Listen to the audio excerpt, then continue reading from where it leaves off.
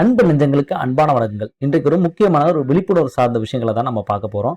பொதுவா நம்ம சேனல்ல நிறைய இந்த மாதிரி ஹெல்த் ரிலேட்டட் அவேர்னஸ் நிறைய கொடுத்துட்டு இருக்குங்க. அண்ட் கண்டிப்பா அதை சப்ஸ்கிரைப் பண்ணாதான் சப்ஸ்கிரைப் பண்ணிக்கங்க. முதல்ல ஒரு அம்மா கேட்டிருக்காங்க, 5 இயர்ஸ் ஓல்டு என்னோட குழந்தை, அவங்களுக்கு ஆன்டி ஹெச்பிஎஸ் வந்து 42 மைக்ரோ ஐயு யூனிட் இருக்குங்க. இந்த கேஸ் பொறுத்தவரை இவங்களுக்கு ப்ரொடக்ஷன் வந்து வந்துருச்சா, நோய் எதிர்ப்பு சக்தின்றது வந்துருச்சா அப்படின்னு கேட்குறாங்க. குறிப்பா இந்த அம்மாவுக்கு நெகட்டிவா இருக்கு, இவரோட அப்பாவுக்கு இந்த குழந்தையோட அப்பாவுக்கு பாசிட்டிவா இருக்கு. இந்த சினாரியோ பத்தி சொல்லுங்க டாக்டர்னு கேட்டிருக்காங்க. கூடவே இன்னொரு கமெண்ட்டும் பண்ணியிருக்காங்க. சார், நியூபார்ன் சைல்டு பிறக்கிறப்ப ஹெப்படைட்டிஸ் பிக்கான இம்யூனோகுளோபுலின் அப்படின்னு சொல்லக்கூடிய இன்ஜெக்ஷன் பண்ணப்படலை, பட் அப்பாவுக்கு பாசிட்டிவ் இருக்கு. ஸோ டாக்டர்ஸ் இதை பத்தி இம்யூனோகுளோபுலின் வேக்சினேஷன் இன்ஜெக்ஷன் பத்தி எதுவும் சொல்லலை அப்படின்னு சொல்றாங்க. ரைட்டா? ஸோ பொதுவாக இந்த கேஸ் பத்தி ஒரு சின்ன ஒரு விழிப்புணர்வு. முதல்ல இந்த கேஸ்க்கு 5 இயர்ஸ் ஓல்டு 42 ஐயு இருக்கு அப்படின்னாலே கண்டிப்பா அதற்கு தேவையான ஆன்டிபாடி அப்படின்றது, நோய் எதிர்ப்பு சக்தி அப்படின்றது நல்லாவே இருக்கு அப்படின்னு அர்த்தம். மோர் தென் 10க்கு மேல இருந்தாலே நல்ல ஆன்டிபாடி இருக்கு அப்படின்றத நம்ம எடுத்துக்கலாங்க. ரெண்டாவது, இவங்களுக்கு ஹெப்படைட்டிஸ் பி வந்து வேக்சினேஷன் வந்து இம்யூனைசேஷன் பண்ணியிருக்கிறாங்க.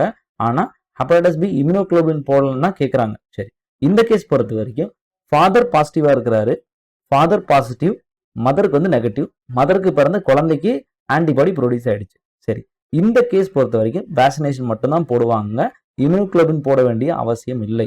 இங்க இன்னொரு கேஸ் சொல்றேன் பாருங்க.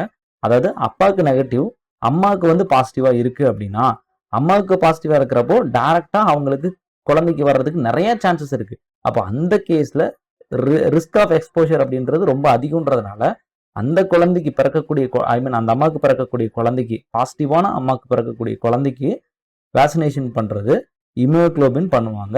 அதன் பிறகு ஹெப்படைட்டிஸ் பிக்கான வேக்சினேஷன் பண்ணுவாங்க. இதுதான் ப்ரொசீஜரை ஒழிய அப்பாவுக்கு பாசிட்டிவா இருக்கிறதுனால இம்யூனோகுளோபின் போடணும் அப்படின்ற அவசியம் அப்படின்றது இன்னைக்கு இல்லை. டைரக்ட் ரிஸ்க் ஆஃப் எக்ஸ்போஷர் அதிகமாக இருக்கக்கூடிய மதர்ல இருந்து ஒரு பிறக்கக்கூடிய சைல்டுக்கு மட்டும்தான் போடுவாங்க அப்படின்றத விழிப்புணர்வோட தெரிவித்துக் கொள்கிறேன். ஸோ தயவு செய்து இந்த மாதிரியான விழிப்புணர்வு சந்தேகங்கள் எதுவும் இருந்தால் கமெண்ட்ல ஷேர் பண்ணுங்க. கண்டிப்பாக ஷேர் பண்றேன்.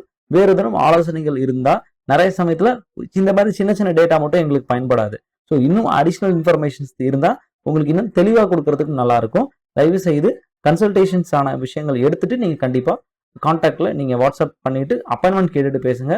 கண்டிப்பா எப்போதும் உங்களுக்கு உதவுறதுக்கும் உங்களுக்கு ஆலோசனை வழங்குறதுக்கும் தயாரா இருக்கும் அப்படின்ற விழிப்புணர்வை இந்த வீடியோ மூலியமா தெரிவித்துக் கொள்கிறேன். நன்றி, வணக்கம்.